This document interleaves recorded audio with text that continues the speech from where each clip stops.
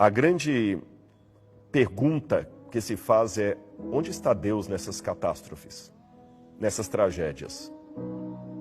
Igrejas foram dizimadas, outros templos não cristãos também foram, casas de pessoas. E a pergunta que se faz é: onde é que está Deus? Sabe, essa foi a pergunta do Cristo. Quando, de braços abertos na cruz do Calvário, ele também perguntou na sua tragédia: onde está Deus? Onde o Senhor está, Senhor? Não é pecado, nesse momento, perguntar onde está Deus. Não, não é. Se você pensou que eu ia dizer que não, mas o verdadeiro cristão não questiona. Não, não. Senão Jesus não seria um homem de fé, porque Jesus, na cruz do Calvário, na hora da tragédia, ele questionou: Deus meu, por que me desamparaste? Elá, lama sabachthani. Por quê? Por que de pergunta? Por que separado? Lama. Por que o Senhor me desamparou? E eu vou antecipar que na tragédia de Jesus, não houve resposta do Pai. O que ele recebeu foi um dolorido silêncio do céu. Mas mesmo assim, Jesus falou, ele recitou até um salmo de Davi: nas tuas mãos eu entrego o meu espírito. E essa tradução não está tão boa, sabe por quê? Jesus estava citando um salmo de Davi, quando ele falou: nas tuas mãos entrego o meu espírito. E a palavra entrego, no hebraico, dá mais o sentido de: nas tuas mãos eu deposito o meu espírito. Deposito no sentido financeiro da palavra. Então, meus irmãos gaúchos, a primeira coisa que eu devo dizer a vocês é: não é pecado derramar lágrimas nesse momento. Não é pecado olhar para o céu e com lágrimas na voz, com a voz embargada, falar: por que, Senhor? Por que, Senhor? Eu sou teólogo. Eu tenho um doutorado em teologia. Mas isso não tira de mim os questionamentos de fé quando a vida apresenta dores. Para mim, eu ainda não entendo por que a gente pode colocar criança e leucemia na mesma frase. Isso não é justo, não faz sentido. Por que, Deus? Uma das tragédias que eu vi no Rio Grande do Sul lá era de uma família que estava no barco e parece que a menininha estava com alguém no barco, um adulto, e ela viu boiando e falou assim: ah, passa ali, eu quero pegar aquela bonequinha. Eles pensavam que era um brinquedo flutuando e era um corpo de um bebê. Por que, Deus? Por que, Deus? Mas, por favor, meus irmãos do Rio Grande, entreguem a vida de vocês nas mãos de Deus, porque Ele vai operar. De que maneira? Eu ainda não sei, mas Ele vai operar, porque Ele operou na minha vida. Deus vai operar. Mesmo que Ele não livre agora da tragédia, Deus vai atuar. E entre uma pergunta e outra, existe um outro elemento fundamental. Onde estou eu?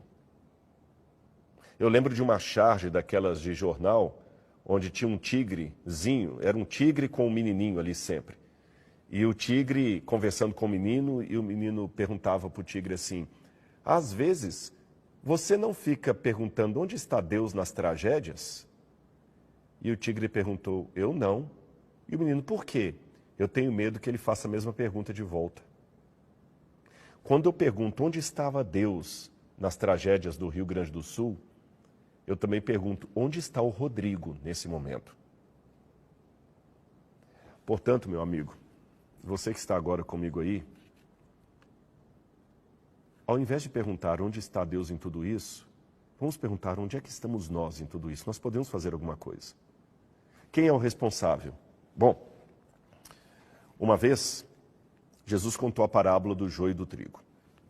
E uma coisa muito horrível aconteceu na agricultura de um homem. E naquela época bíblica, perder a sua agricultura era uma tragédia semelhante ao que está acontecendo no Rio Grande do Sul. Perder a agricultura era perder tudo, porque você não teria alimento para o próximo ano. E alguém teve a tragédia de ter o seu campo de trigo plantado com joio. O joio, além de danificar o trigo, misturar a plantação, ele complicava.